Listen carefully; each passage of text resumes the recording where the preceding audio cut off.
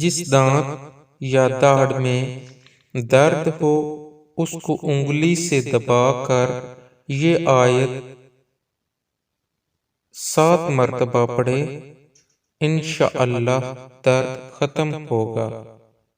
سورہ ملک آیت نمبر 23۔ بسم اللہ الرحمن الرحیم۔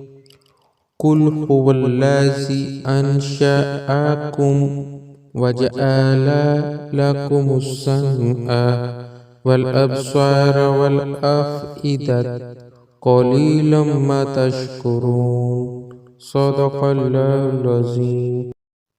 یہ آیت کریمہ 7 مرتبہ پڑھ کر دم کریں، انشاءاللہ اسی وقت تکلیف دور ہو جائے گی۔